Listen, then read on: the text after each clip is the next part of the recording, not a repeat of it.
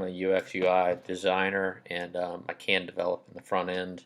And today I'm just going to show you the different terms of positioning stuff relative to the document. Everything, all elements inside a web page or really any kind of a viewport that you're looking at are all static elements. I just have in here for these are all statically, meaning they're relative to the actual document. I've got some margin up here on all of them, so they're margin below and left, top and right. So there's a gap in between here.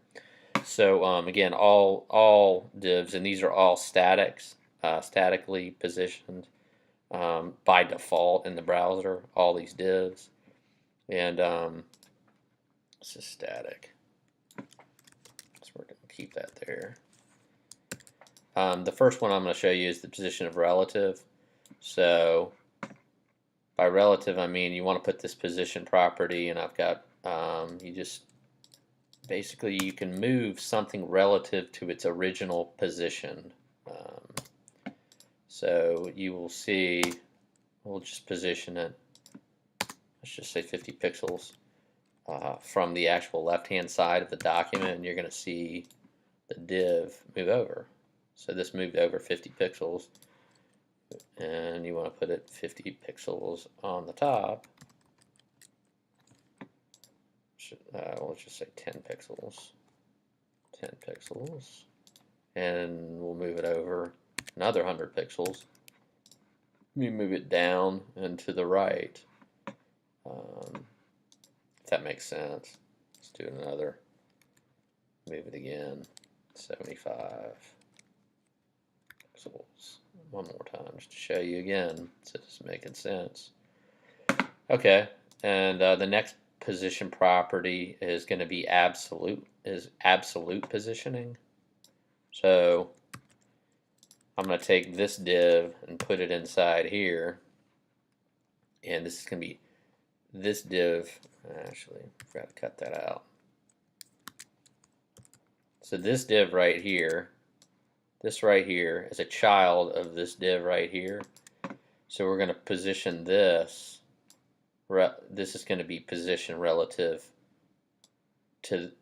This is kind of like this is the parent element. This child is going to be positioned relative or absolutely positioned to this parent element. So, so absolute top. Let's just put 0. Left is 25 pixels, and we're just going to make this real small. 100 pixels. Height of 100 pixels. So you'll see that there's going to be a box inside of here now. So this is positioned relative to up here. Actually, if I did content box, that would have anyway, well, that'll be another one. Okay, so let's move this again. We'll move it another pixels to the right and then down. This was just never really explained to me very well. So again, I think that because there's margin up here, yeah, there's margin on all these divs. So there's more margin in here just by default. And let's just do fixed positioning. So the last property that you're going to want to know is fixed positioning. So this is going to be relative to the entire document. So if you wanted like a social media button like up here, and it'll stay there no matter what, it'll just, it'll stay in the same position. So width is, let's put a border on here so you can actually see this.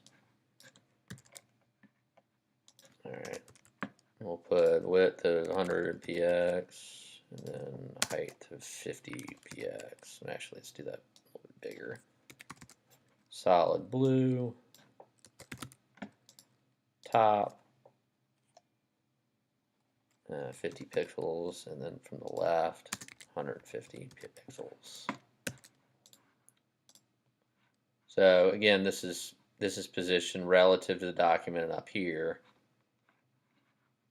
So put some warm Ipsum in here. Hello warm. So this makes more sense. Actually, let's do that even more. Actually, okay, let's div. No, let's do that a couple more times. This makes more sense when you scroll.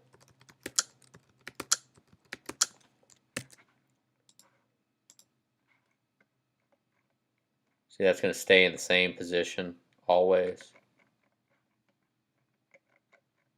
as you scroll. I mean, you could even do this, do it even more.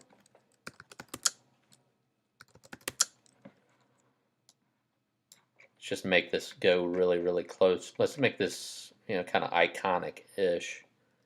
No, let's do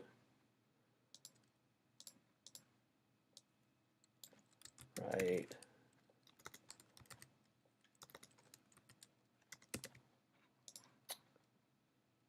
$50 pixels by 50 pixels. Be a little bit too small for a logo. Yeah, let's do that a little bit bigger. 150. So that's going to stay in that position the entire time. You know, like Facebook icons that would be stacked up and up and up. Anyway, that's hopefully a little. Hopefully that explains the position properties of the viewport. Kind of something that was a little tricky to me in the beginning. It just wasn't really explained very well in some YouTube video. But anyway, I hope that helps out.